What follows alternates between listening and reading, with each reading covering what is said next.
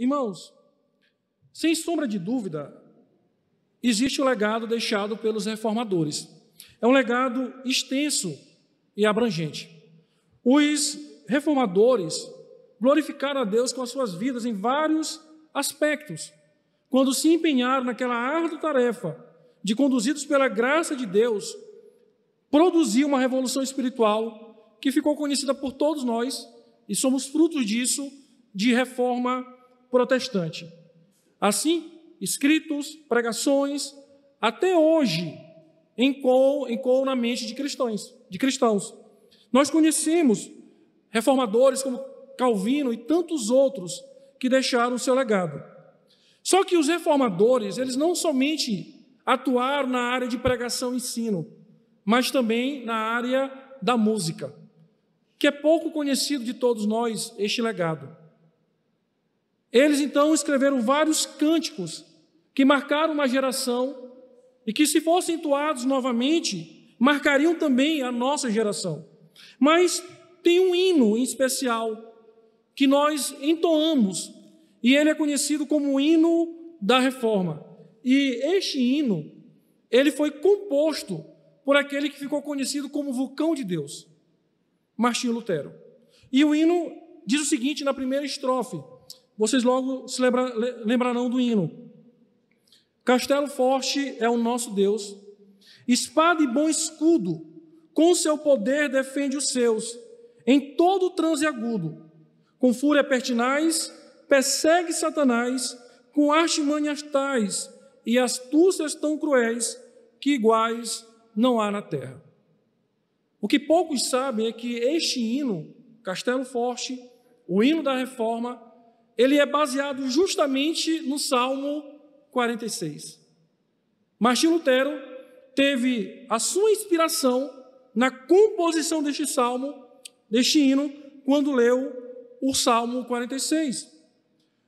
Quando o vulcão de Deus compôs este hino, o tema é Salmo 46, Deus é nosso refúgio e fortaleza.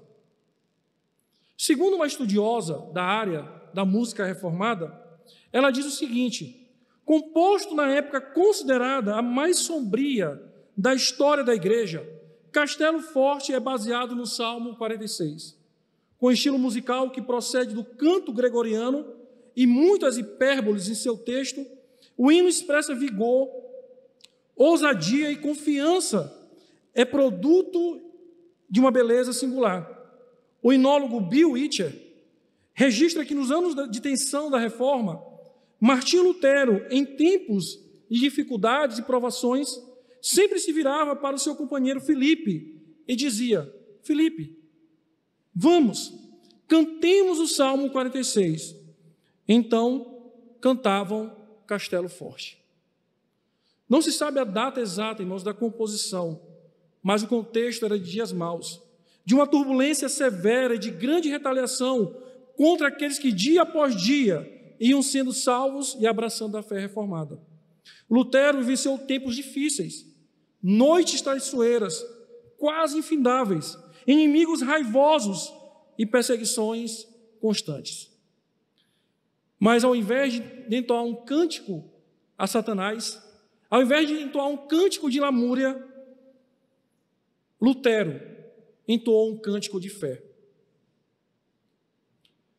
Em tempos de crise, irmãos, tanto Lutero quanto o salmista entoaram um cântico de fé ao Senhor. Os dias que nós estamos vivendo não são dias fáceis, são dias turbulentos. Dias talvez que nem eu, nem você, que está aqui presente ou em casa, pensou que um dia viveria. Quem imaginaria que um dia uma crise sanitária, o vírus, causaria tanto constrangimento, tanta destruição para todos nós? Mas, infelizmente, irmãos, muitos cristãos, nesse tempo de crise, estão dando espaço à lamúria, à murmuração e à insatisfação. Muitos cristãos estão se entregando à crise e esquecendo do Cristo que serve. Muitos cristãos, na verdade, em dias como esse, estão entoando um cântico ao diabo, porque toda murmuração, toda lamúria é um cântico a Satanás. Mas o salmista, no Salmo 46, e Martinho Lutero, no hino Castelo Forte, em dias como esse, repito, nos convida a entoar um cântico de fé. O tema da mensagem de hoje à noite é entoando um cântico de fé. Bom, como deve ser então este cântico de fé, irmãos, que devemos entoar em meio à crise? É um cântico, irmãos, que nos lembre do nosso refúgio. O Salmo, acompanhe comigo aqui o Salmo 46, ele está dividido em 3 estrofes. O salmista, o poeta bíblico, propositalmente dividiu o Salmo em 3 estrofes. E esse Salmo, ele tem um estribilho, no verso 1, no verso 7 e no verso 11. O Senhor dos Exércitos está conosco, o Deus de Jacó é o nosso refúgio. Essa é a ideia principal do Salmo. Essa é a ideia central do Salmo. Diante da crise, diante do momento difícil, da turbulência, devemos de fato lembrar que o Deus dos Exércitos, o Senhor dos Exércitos, está conosco e o Deus de Jacó é o nosso refúgio. E essa é a primeira verdade que aprendemos com o salmista. Então há um cântico que nos lembre que o Senhor é o nosso refúgio. O verso de 1 a 3 diz: Deus é o nosso refúgio e fortaleza, socorro bem presente nas tribulações. Portanto, não temeremos ainda que a terra se transtorne e os montes se abalem no seio dos mares, ainda que as águas tumultuem e espumejem na sua fúria, os montes se estremeçam. O salmista, ele usa figuras de linguagem para imprimir na mente dos seus leitores uma situação de completo caos e desordem. O contexto desse salmo aqui, irmãos, é o momento que Senaqueribe quer invadir Jerusalém. E um grande exército cerca aquela pequena cidade, com um pequeno exército. E a ameaça era grande. Estava um momento de caos e completa desordem. Por isso ele usa essa figura de linguagem dizendo: ainda que a terra se transtorne, os montes se abalem, ainda que as águas tumultuem e espumejem, e nas suas fúrias os montes se estremeçam. Ele olha para o mar, ele olha para os montes, ele olha para a terra e diz: olha, existe algo que é praticamente firme, que é algo que é certo, quase inabalável. Mas mesmo que tudo isso venha a estremecer, mesmo que tenham ondas imensas, terremotos nunca vistos no mundo, eu continuo lembrando que Deus é o meu refúgio, que Ele está presente comigo. Ele usa isso, irmãos, para descrever a situação de caos, de desordem, aquele dia mau que o povo de Israel estava vivendo. Mas ao invés de olhar para a situação, olhar para o caos, ao invés de olhar para a desordem, ele lembra do Senhor. E é por isso que entre o verso 1 e o verso 2 existe uma partícula que diz: portanto, se eu sei que Deus é o meu refúgio, se eu sei que Deus é a minha fortaleza e que Ele é bem socorro nas tribulações, portanto eu não temo nada disso, porque eu sei que Ele está comigo no dia mau. E aí, queridos, o salmista começa a entoar este cântico, dizendo: olha, lembrem, olhem para Ele, Ele é o nosso refúgio, Ele é a nossa fortaleza, é o socorro bem presente nas tribulações. Segundo o teólogo, irmãos, o tema favorito de muitos salmos é o fato de Deus ser o refúgio do seu povo. As palavras refúgio e força são usadas com bastante frequência e em conjunção para descreverem o caráter de Deus e suas ações em favor do seu povo. Na verdade, irmãos, quando nós olhamos para o Antigo Testamento, o povo salvo pelo Senhor, o povo da aliança, que tinha Yahvé como Deus do pacto, tinham plena certeza que o Senhor era o seu refúgio e fortaleza. Acompanhe comigo alguns textos bíblicos. Deuteronômio, capítulo 4, versículo 7. Diz assim, Deuteronômio 4, 7. Pois que nação é tão grande que tem um Deus tão próximo como o Senhor, nosso Deus, é para nós sempre que o invocamos. Salmo 9:9. Salmo 9:9 diz: o Senhor é o refúgio para os oprimidos, uma fortaleza em tempos de angústia. Ainda no livro de Salmos, Salmo 27, verso 1. Salmo 27, verso 1 diz: o Senhor é a minha luz e minha salvação, a quem temerei? O Senhor é a fortaleza da minha vida, de quem temerei?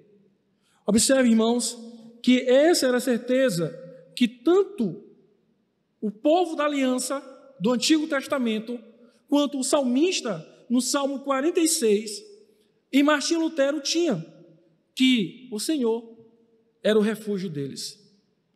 Talvez a gente não tenha noção do que é um refúgio, do que é uma fortaleza. Eu não sei se vocês já tiveram a oportunidade de ir em alguma fortaleza, algum prédio antigo, né? Aqueles castelos, aquelas muralhas. Mas naquela época, as muralhas eram tão reforçadas e tão grandes que até casas tinham em cima e carroças podiam passar tranquilamente, 2 por vez. Algumas muralhas, algumas cidades eram quase indestrutíveis por causa da sua proteção.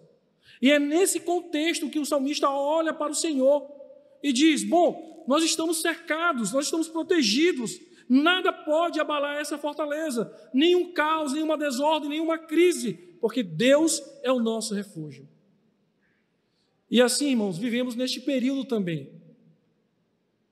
Eu sei que é um período de muito sofrimento, de muita dor, mas devemos lembrar que maior que a crise é aquele que é o nosso refúgio e a nossa fortaleza, que é o nosso Deus. Não passaremos por esta crise se não estivermos seguros e entoando um cântico de fé àquele que de fato é o nosso refúgio e fortaleza.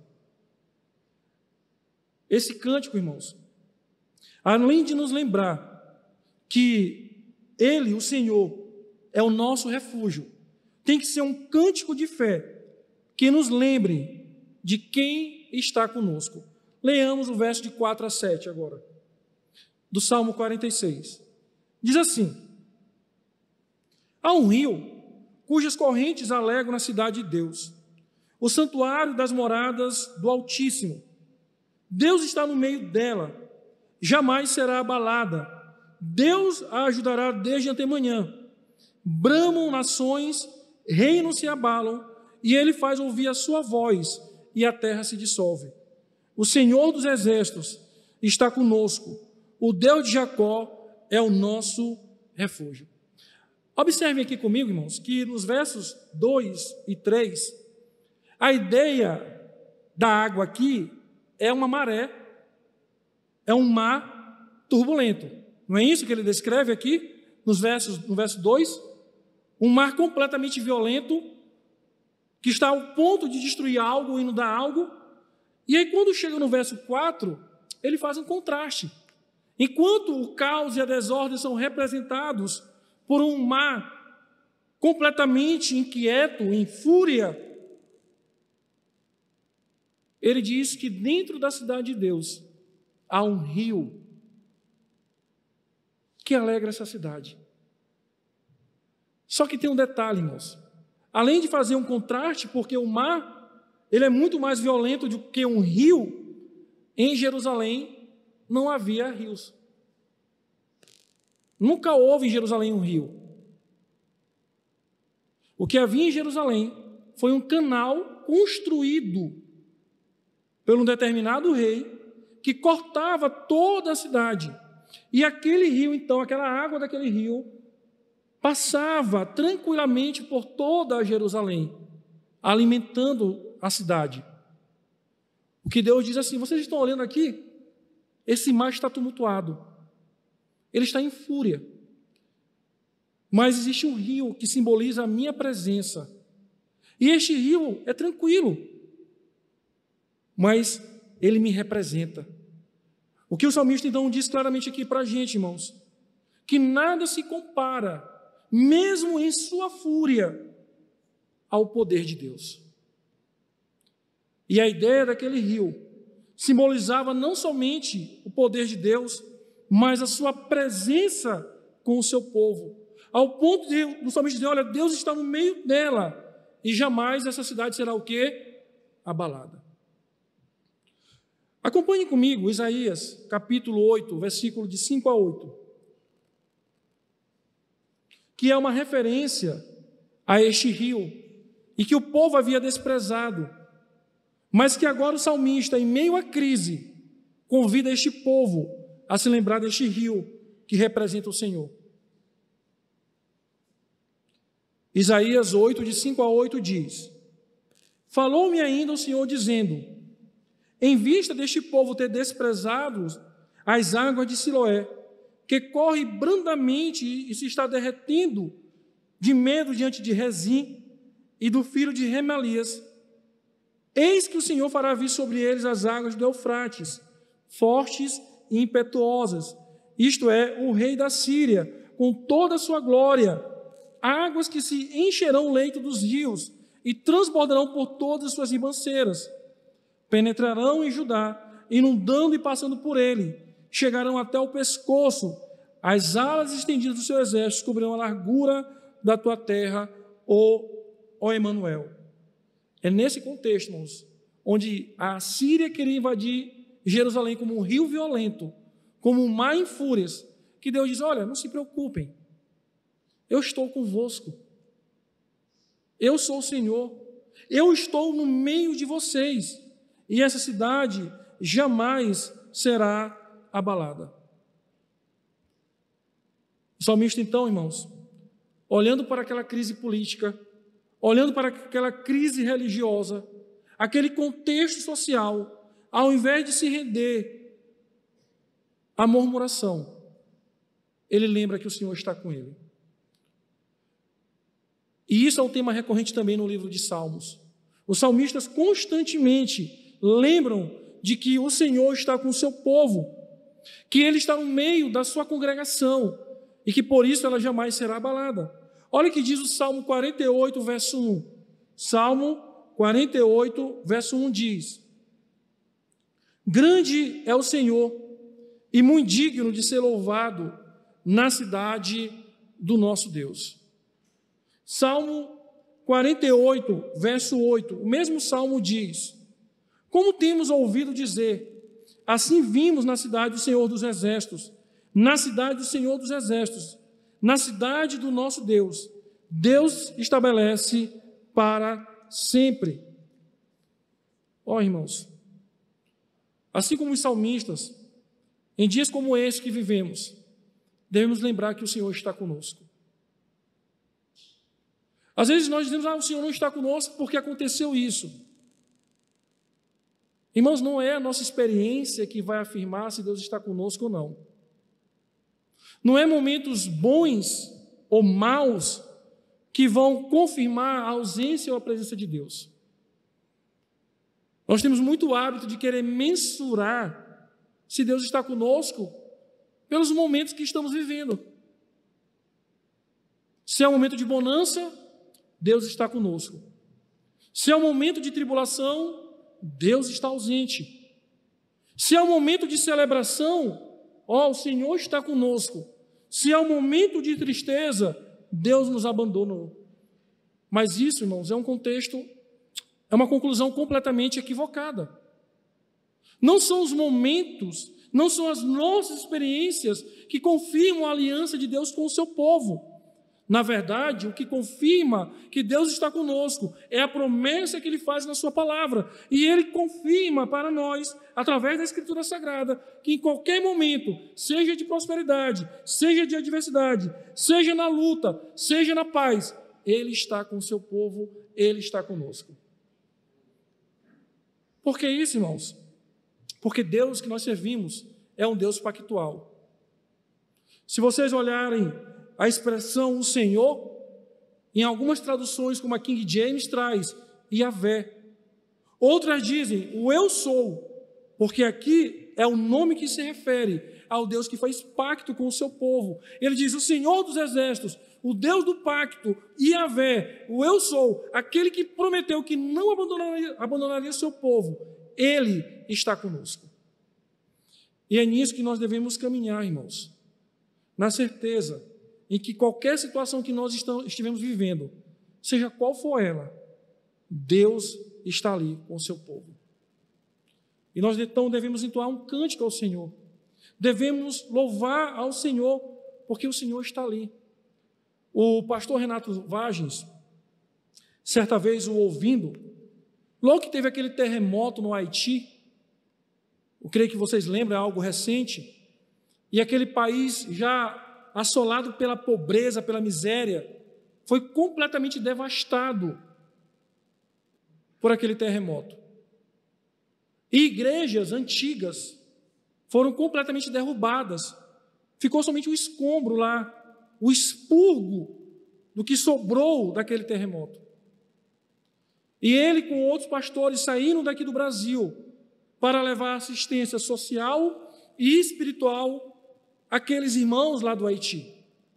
Chegando lá, por exemplo, nem água eles tinham para beber, água potável. Dormiram na varanda de uma casa que ainda estava em pé. E domingo de manhã o culto estava marcado. O culto estava marcado. E ele olhou para aquele templo de uma igreja batista antiga, completamente derrubado, não tinha mais nada. E ele diz, bom, eu creio que amanhã a gente vai para o culto, talvez 3, 4 crentes vão aparecer lá e vamos chorar com esses irmãos. E para surpresa dele, irmãos, quando eles chegam lá, o templo começa a encher. E os irmãos sentando em pedras, entulhos, o que havia sobrado dos bancos, e o templo começa a ficar cheio. E aí a congregação começa a entoar um cântico, começa a louvar o Senhor, de uma maneira que ele nunca tinha visto em solo brasileiro. E ali, irmãos, estavam órfãos, viúvas, pais que viram a sua família ser soterrada pelo destroço da sua casa por causa do terremoto. Mas estavam ali louvando ao Senhor, pela certeza que o Deus pactual estava ali com eles, mesmo no momento de adversidade. Estavam ali, irmãos, entoando um cântico de fé ao nosso Deus. Precisamos aprender, irmãos, que em meio à crise, o Senhor está conosco e precisamos entoar um cântico de fé a Ele. E por fim, um cântico que nos lembre de contemplarmos quem é o nosso Deus. Acompanhe comigo o verso de 8 a 10. Diz assim: Vinde, contemplai as obras do Senhor, que assolações efetuou na terra. Ele põe termo à guerra e até os confins do mundo. Queima os carros no fogo. Quebra o arco e despedaça a lança. Queima os carros no fogo. Aquietai-vos e sabei que eu sou Deus. Sou exaltado entre as nações. Sou exaltado na terra. Agora o salmista, ele convida que todos possam contemplar quem é o Senhor. Ele diz, olha, não olhem para o rei. Não olhem para o nosso exército pequeno. Não olhem para as ameaças de Senecaribe, que fala em nome do rei da Síria, e que agora nos ameaça, querendo invadir a nossa cidade. Não olhem para ele, mas contemplem o Senhor, o Deus que está conosco. Interessante, irmãos, que naquele contexto, um grande exército estava lá. E de forma soberana e milagrosa, por blasfemarem contra o Senhor, aquele exército foi derrotado sem que Israel disparasse sequer uma pedra de cima do muro. Foi uma coisa incrível. A Bíblia nos relata, um grande exército fugiu sem que pudesse ser ameaçado por um exército pequeno. Mas por quê, irmãos? Porque o Senhor, que faz grandes coisas, estava lá operando no meio do seu povo. Interessante que no verso 9, o salmista diz claramente que o Senhor controla tudo. É Ele que põe fim à guerra, é Ele que quebra o arco e despedaça a lança e queima os carros no fogo. Irmãos, o nosso papel enquanto cristãos não é confiar em pessoas, em estruturas, em governos. É confiar no Senhor. Interessante que a igreja ela passa por crises desde o Império Romano. Desde o Império que essa igreja é perseguida. Que cristãos são mortos por causa da sua fé. A igreja já passou por outros momentos tão difíceis que o próprio mundo viveu e a igreja prevalece até hoje. Não porque ela é a igreja, mas porque ela é a igreja do Senhor e é Ele que faz a sua obra. No verso 10, irmãos, nós temos aqui algo interessante quando ele diz: aquietai-vos e saber que eu sou Deus. Esse recado aqui é tanto para o povo de Deus, diz: olha, não temam. Pode se levantar quem quiser, pode acontecer o que quiser no mundo, mas eu continuo sendo Deus. E nada muda essa realidade. Ninguém no mundo pode silenciar Deus. Ninguém no mundo pode usurpar a majestade, a glória e a soberania de Deus. Nada e ninguém pode fazer isso, irmãos. Mas também é um recado para as nações. A Síria foi lá e blasfemou contra Deus, dizendo claramente: olha, esse Deus de vocês é como os deuses das outras nações. Ele não vai poder livrar vocês. Esperem mais um pouco que a gente vai invadir, vai derrotar, e vocês verão que esse Deus que vocês servem não pode fazer nada. E Deus diz para as nações: aquietai-vos. Aquietai-vos. Aquietai-vos, governos, aquietai-vos, homens. Porque nada acontece sem a minha permissão. E foi isso que aconteceu, irmãos. De fato, os outros deuses das outras nações não conseguiram livrar o povo, as nações, da maldade da Síria. Mas naquele dia, Deus livrou o seu povo de maneira soberana, de maneira milagrosa. Isso nos lembra, irmãos, claramente, que quem está conosco e quem nós devemos contemplar é o nosso Deus. E mais ninguém, irmãos. Eu fico pensando, queridos, em cristãos que estão em países em que a fé deles é perseguida todos os dias, mas se mantêm firmes ao Senhor, porque eles sabem que o Senhor está no controle de todas as coisas, que governos se levantam e que governos caem, porque o Senhor controla todas as coisas. Diante disso, irmãos, nós somos convidados, em meio a esta crise, a contemplar o nosso Senhor.